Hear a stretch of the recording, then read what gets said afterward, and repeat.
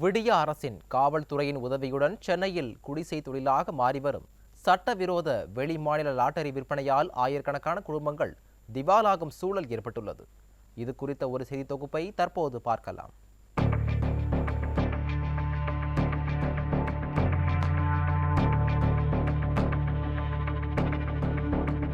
விடியா திமுக அரசு பொறுப்பேற்றது முதல் தமிழகத்தில் ஏழை எளிய நடுத்தர மக்களுக்கு எதிரான செயல்களையே செய்து வருகிறது.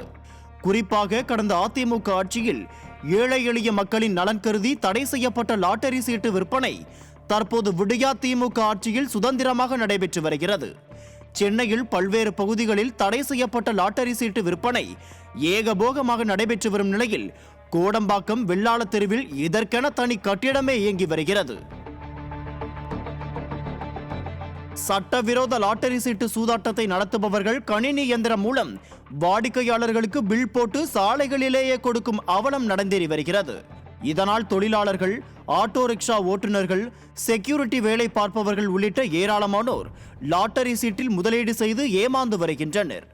லாட்டரி சீட்டு விற்பனையை தடுத்து நிறுத்த வேண்டிய காவல்துறை அதிகாரிகளே இதற்கு உடந்தையாக இருப்பதுதான் அதிர்ச்சியை ஏற்படுத்தியுள்ளது.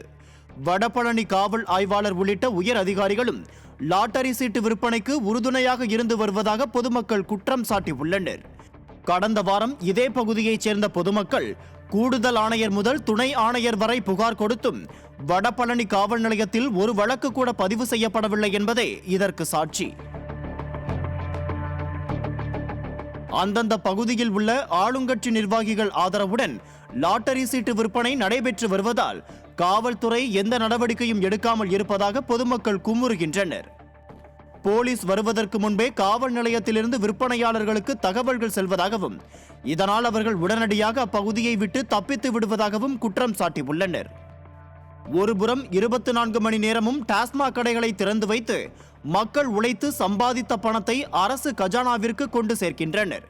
மறுபுறம் தடை செய்யப்பட்ட லாட்டரி சீட்டு விற்பனையின் மூலம் மக்கள் பொருளாதாரத்தை சுரண்டும் செயலில் இறங்கியுள்ளது இந்த விடியா திமுக அரசு. விடியல் தரப்போவதாக கூறி ஆட்சிக்கு வந்த விடியா அரசு மக்களை வாழ வைக்க முடியவில்லை என்றாலும் பரவாயில்லை.